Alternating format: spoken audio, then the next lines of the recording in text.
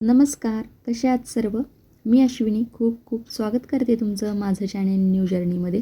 कालचा व्हिडिओ तुम्ही पाहिलाच असेल, तर तिथूनच पुढे आम्ही हा देखावा पाहायला आलो. सांगलीतील प्रसिद्ध मंडळ मोटार चालक एजंट व कामगार गणेशोत्सव मंडळ यांचे देखावे दरवर्षी काहीतरी हटके असतात, एकदम युनिक पण खतरनाक असे, लक्षात ठेवण्यासारखे. तर यावेळेस त्यांनी केला होता प्रत्येक सांगलीकरांनी लक्षात ठेवावा असा जिवंत देखावा, तो म्हणजे शिवपार्वती विवाह सोहळा.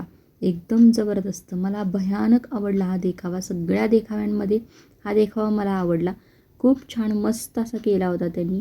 एकदम तिथं फील अशी एकदम भारी येत होती ना, ते वातावरण एकदम छान. प्रत्येकजण या अशा लग्न सोहळ्याला नाचलाच असणार आहे, कारण आम्हालाच एवढं छान वाटत होतं, एवढं भारी वाटत होतं ना, काय बोलून उपयोग नाही. एवढं छान त्यांनीच. आणि त्यांचं मेन म्हणजे नियोजन पण खूप छान होतं मंडळाचं. अजिबात लोकांना हे म्हणजे त्रास नाही किंवा खूप गडबड आहे, ढकलाढकली नाही वगैरे काही नाही. व्यवस्थित नियोजन होतं आणि त्यांचे जे कार्यकर्ते आहेत मेन, ते सगळं व्यवस्थित हँडल करण्यासाठी तिथे वेळोवेळी होते. साईडला सरकण्यासाठी किंवा सांगण्यासाठी सगळं व्यवस्थित चाललेलं होतं. असं अजिबात नाही धक्काबुक्की असं अजिबात आमच्या वेळेस तरी झालं नाही. खूप छान मला तरी वाटलं, एकदम भारी. आणि फील तर एवढा खतरनाक येत होता ना की काय सांगायचं हे नाही. तर चला तुम्ही पण बघा आता आमच्यासोबत हा देखावा आणि एन्जॉय करा सांगलीतील एकदम खतरनाक असा देखावा.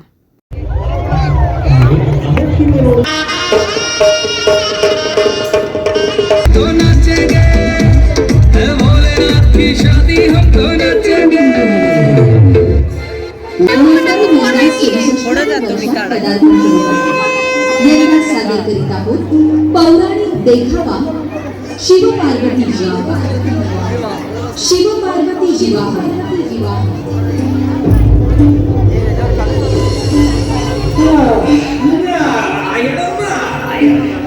किती उभारणी मी या पृथ्वी तलावर गेलो.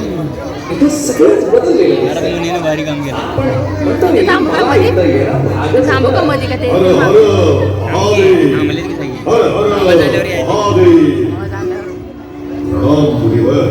अरे नंदी, आपण इथं माझ्या प्रभूंच्या आणि माता पार्वती देवींच्या विवाहाची कथा या पृथ्वी तलावरील भक्तांना कथन करण्यासाठी आलो.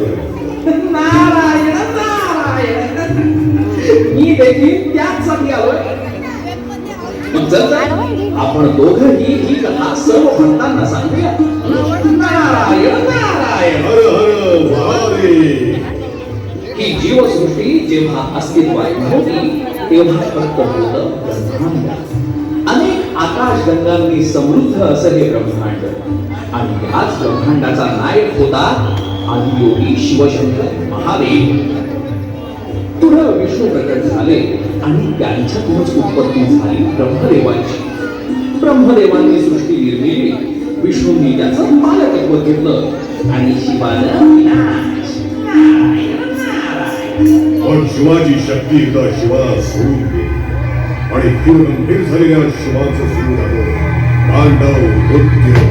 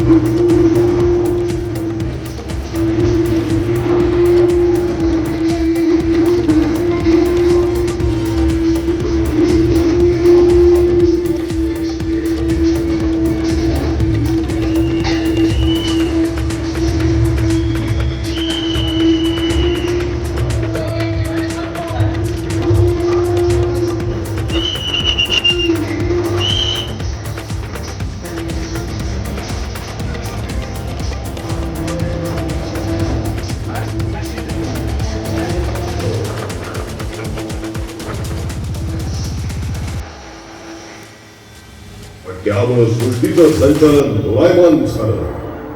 चिंतित झालेले ब्रह्मा आणि विष्णूंनी आदिशक्तीची आराधना केली. आदिशक्तीनं त्यांचं म्हणणं मान्य केलं आणि प्रजापती दक्षाच्या इच्छेनुसार त्याच्या पोटी अवतार घेतला सतीचा. सती मातेच्या आयुष्याचा एकच ध्यास महादेवांची लग्न. पण दक्ष महादेवांना मारत नव्हता. नारायण नारायण. सतीनं हट्टानं शिवांशी विवाह केला खरा. कैलासावर त्यांचा संसार देखील सुरू झाला. पण महादेवांना ठाऊक होतं हा संसार नाही टिकणार आहे. प्रजापती दक्षानं शिवाचा अपमान केला. सतीमध्ये आदी शक्ती जागृत झाली. तिनं होमकुंडात स्वतःची आहुती दिली. क्रोधित शिवानं दक्षाला कठोर शासन केलं. परंतु शांत झाल्यावर त्याला पुन्हा जीवदानही दिलं. शिव पुन्हा समाधिस्थ झाले आणि आदी शक्तीनं पुन्हा जन्म घेतला. पर्वतराज हिमावत आणि राणी मैनावतीच्या पोटी पार्वतीच्या रूपात महादेवांना प्राप्त करण्यासाठी आई मैनावतींनी विद्याचलाच्या राजकुमारासोबत पार्वतीचा विवाह ठरवला होता. पण पार्वतीनं मी शिवाला मनानं वरलंय असं ठाटावून सांगितलं. मी केवळ महादेवांना प्रेम केले, त्यांच्याशीच मी विवाह करेन हा माझा दृढ निश्चय आहे. मी जाणते हे कठीण आहे, पण मी तप करेन, त्यांच्यापर्यंत नक्की पोहोचेन आणि त्यासाठी ही शिवाची नित्य साधना.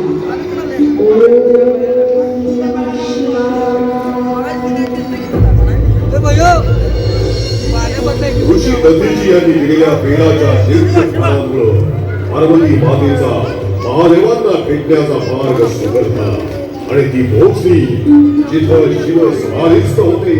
पार्वतीस न बघता शिव निघून जायला निघतात. पार्वती त्यांना साथ घालते. नारायण नारायण. स्वामी, आपण मला न पाहता असे कसे जाऊ शकता? मी तपस्वी आहे पार्वती.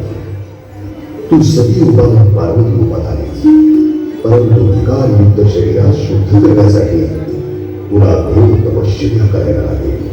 पण हा मार्ग सोपा नाही. या मार्गात तुला अनंत अडचणी येतील आणि त्या मीच तुझ्या वाटेत गेली. कितीही कठीण प्रसंग आले तरी त्यांना मी सामोरे जाईन असे पार्वतीनं शिवाला सांगितलं. पार्वतीनं साधनेस सुरुवात केली. महादेवा, मी तुमच्या पूजेला प्रारंभ करीत आहे. मला आशीर्वाद द्या. ओम नमः शिवाय.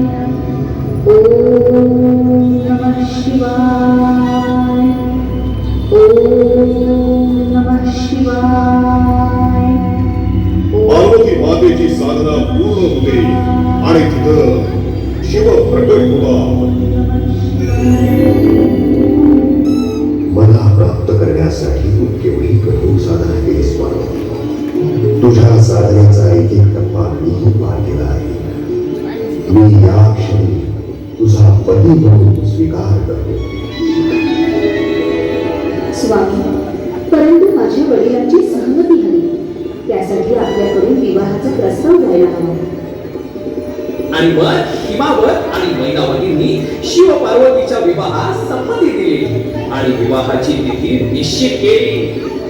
तिथी ठरली आणि सगळे चौघडा बाजू लागला.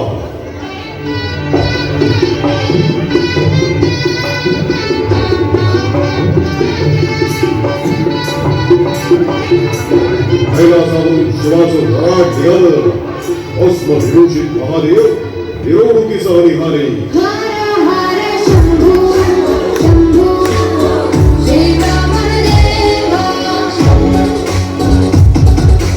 वे सारे बोले भूल गए हैं दुनिया जब से मन लगा है बोले में.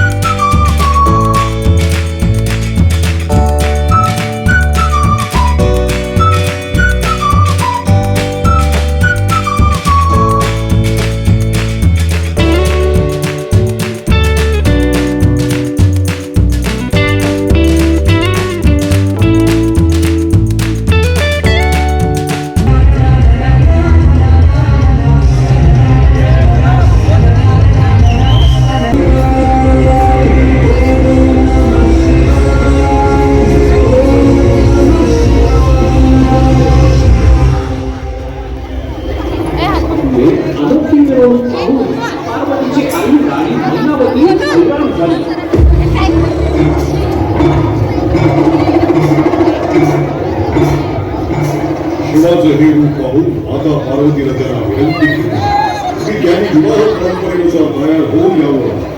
भोलेनाथांनी ही विनंती मान्य केली आणि नवरदेव म्हणून तयार झाले. या विवाह सोहळ्यात आपण भक्तगण देखील सहभागी व्हा.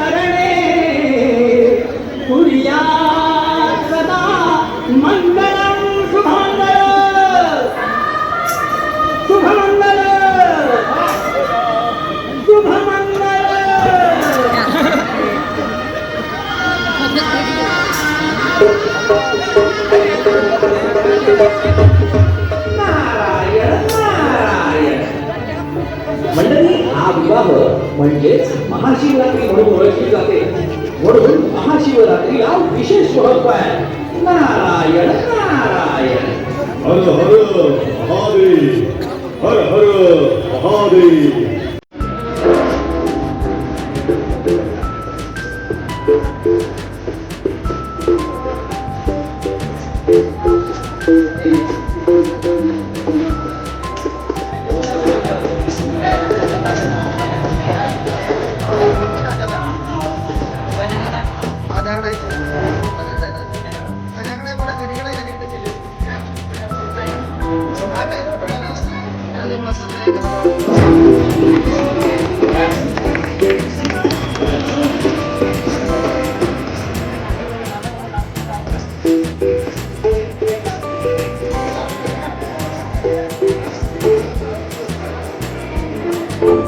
मग तुम्ही पण नाचला की नाही? तर तुम्ही पण हा एन्जॉय केला की नाही देखावा? आम्ही तर खूप एन्जॉय केला. एकदम जबरदस्त देखावा, खूप छान वाटलं. तुम्हाला कसा वाटला कमेंट करून नक्की सांगा. उद्या भेटूच आपण ह्याच्या पुढच्या पार्ट 4मध्ये. तोपर्यंत स्वतःची काळजी घ्या, आपल्या कुटुंबाची काळजी घ्या. उद्या भेटूच नवीन व्हिडिओसोबत. व्हिडिओ पूर्ण पाहिल्याबद्दल तुम्हा सर्वांचे मनापासून आभार. असाच तुमचा सपोर्ट कायम असू द्या. धन्यवाद. कैसा बोला ये सब